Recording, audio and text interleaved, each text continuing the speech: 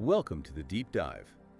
Today we're going to set aside the noise, just for a bit, and tune into something quiet, something profound really. It's that burden we all seem to carry the weight of yesterday.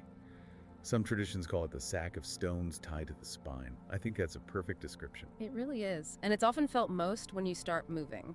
You wake up, the day hasn't even begun, and there it is. It's not always a clear thought. Sometimes it's just this physical twist in your chest. Yes, that flash of a word you wish you hadn't said or a mistake you just can't seem to erase, and you carry it. We all do, often without realizing just how much energy it's taking from us. And we spend so much of that energy trying to do something about it. Right, we exhaust ourselves, we tell ourselves, just let it go. We fight this ghost of regret, trying to push it down, trying to lock it away, but it doesn't work. In fact, that resistance just seems to make it heavier. And that really is the core misunderstanding we're diving into today. We believe that freedom requires this heroic effort. But the wisdom we're exploring suggests the opposite. The burden isn't the event. That's gone. The burden is how we're holding on. And true release isn't an act of will. It's something we learn to gently stop doing. I understand that intellectually, but stopping doing sounds so hard. If it were easy, everyone would be unburdened, right? So what's the mechanism? Why do we cling so tightly to something that's actively causing us pain? That's what I really want to unpack. That's the perfect question. Our default setting is to treat the past like a battlefield. We think liberation means we have to conquer our regrets or erase our shame. Win the war against the memory. Exactly. We analyze it, we replay the narrative over and over, hoping that maybe this time we'll finally be free of it. But here's the paradox. The more you struggle against it, the more you feed it. You give the ghost life. You carve the memory deeper into your identity with the very act of fighting. It's like holding a door closed against a really strong wind. The exhaustion comes from your struggle, not from the wind itself. Precisely. And that's where that ancient teaching comes in. You know the one. Holding on to anger is like grasping a hot coal. You are the one who gets burned. We always focus on anger, but it applies to any emotional grip: guilt, grief, resentment. So we think we're controlling the pain by holding on to the memory. But the memory, like that coal, it's just indifferent. It just burns. It just burns. And that brings us to the river analogy, which I find so helpful. Imagine you're standing on the bank trying to hold back the water with your hands. You'll exhaust yourself. But if you just stand and watch, without grasping, without resisting, you realize something. Let's say. The water was never yours to keep or to discard. You were just intersecting with its flow for a moment. That paints such a clear picture. The moment you stop fighting, you get some clarity. And is that clarity what helps us understand what a memory actually is? Because you treat them like historical facts. We do. And this is where modern psychology really echoes ancient wisdom. Recalling a memory isn't like playing a video. It's an act of reconstruction. Every single time you access it, your present emotions color the details. The story shifts. So the past we carry isn't really history. It's more of a living story we keep editing. That explains why a memory can feel so much worse on a stressful day. The pain isn't just from the event, it's from the narrative we're feeding it right now. And that narrative thrives on identification, on the I. I was betrayed. I am the one who failed. We anchor our whole identity to a moment that, factually, no longer exists. And there's a specific Buddhist concept for this, isn't there? Upadana, clinging. I always thought of it as clinging to, things, possessions. It's much deeper than that. It's clinging to views, to roles, and especially to this idea of a fixed self that's defined by these past events. We hold on to these painful stories because, in a strange way, we think they keep us safe. A false sense of control. If I keep hold of the shame, I won't make that mistake again. Precisely. But the self, like the river, isn't static. It's a continuous flow. The person who made that mistake, they're gone. The person remembering is you now. So that points to a really practical shift then.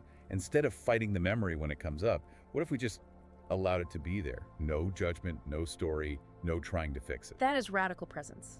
When the memory surfaces, don't follow the story. Anchor yourself in the body. Just notice the sensation, the tightness in your throat, the heat in your face. And the key is to not label it, right? Not, this is my anxiety or my regret. Just let it be a raw sensation, a temporary physical event. When you do that, the memory's power just softens because you've cut the link between the story and the raw experience. You've stopped feeding the illusion that you are your past. That reminds me of what Thich Nhat Hanh said. The past is gone. The future is not yet here. There is only one moment for you to live, this present moment. It sounds less like a nice idea and more like a tactical necessity. It is. Living in the present isn't about ignoring the past, it's about refusing to let the past hijack the now.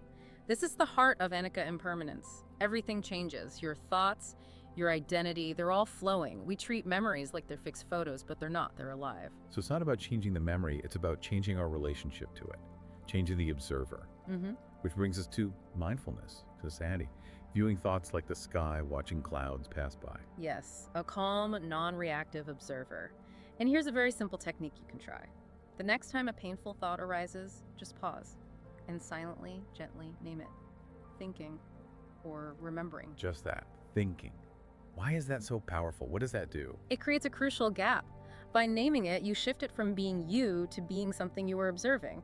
It becomes a mental object, not a fundamental truth about who you are. And in that gap is where the freedom is.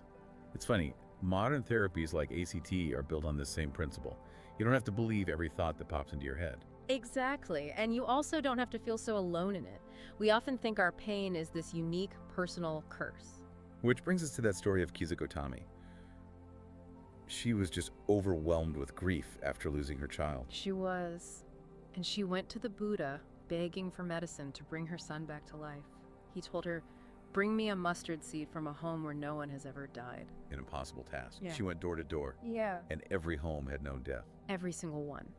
And in that moment, her grief transformed, not because she forgot her son, but because she saw her private pain as part of a shared universal condition. She stopped feeling broken, and she started feeling human. Wow. And that perspective opens the door for metta, for loving kindness, especially for that past version of yourself. When that critical voice says, "You should have known better," we can learn to replace it. Replace it with, "I did the best I could with the awareness I had then. That version of me needed kindness, not more criticism." That reframes everything. Accountability isn't about beating yourself up. It's about having warmth for your past self so you can actually learn and move forward. And true forgiveness, whether for yourself or someone else, isn't saying what happened was okay. It's saying, "I refuse to let this chain bind my future any longer." Okay, so let's get to the most radical idea in all of this. Yeah. If we stop resisting, if we start clinging, what's actually left, maybe we never needed to let go of the past because it was never really here in the first place. That realization is the final release. What remains is only the belief that the past is still here. It's just a pattern of thought, a story the mind retells. The actual event is gone, we're just carrying its shadow. So it's not history we're carrying, it's the idea that history is this heavy thing we have to keep lifting. Exactly, and this points toward shunyata, emptiness, which doesn't mean nothingness. It means luminous openness. It means memories, identity, pain. They are all empty of any fixed, solid existence. They're like reflections in a mirror, vivid, convincing, but without any actual substance. That mirror analogy is perfect. A mirror reflects a storm or the sun, but it doesn't suffer or cling to either image. That's our natural state, just obscured by all our resistance. Yeah. And we don't have to become the mirror. The work is just recognizing that you already, that awareness that watches the reflections. So a practical inquiry for you. The next time a painful memory arises, don't ask, "How do I get rid of this?" Ask this instead. Where is this memory happening right now? And when you check, when you really look, Yeah. you realize it's only happening in your thoughts. And thoughts are just impermanent events in the mind. That one question, where is this happening, that just cuts right through the illusion. And that leads to the final stage, really. We don't heal the past, we outgrow it. Think of a tree that's been struck by lightning. The scar remains, of course, but the tree grows upward and around it. It uses that wound, that new openness, as a source of strength and depth. So post-traumatic growth, it's about integrating the experience, not pretending it didn't happen. And letting go without a fight is. It's really the biggest act of trust. Trusting you don't need to control your story to be whole. And that trust shows up in small, concrete actions. It's choosing not to replay yesterday's argument in your mind. It's using a moment of discomfort to just return to your breath. It could even be writing a letter you never send, just to get it all out, and then releasing it, a ceremony to say, "I am done carrying this." And it's also about stopping that destructive loop of self-punishment, that little voice that says, "I don't deserve to be happy." True accountability is choosing differently today, and true forgiveness is just declaring, "I refuse to be bound by this anymore." And then the past isn't a weight on your spine anymore, it's just a whisper in the wind. That's a beautiful way to put it. Freedom really does unfold the moment we stop trying to fix something that was never really here to begin with. We are not our regrets. or the awareness that hears that critical voice and gently chooses to come back to right now. And the gift of that is becoming fully available to your life. To love, to create, to laugh without that shadow of guilt, to walk into this day with clean hands and an open heart. So we'll leave you with this one last thought to consider.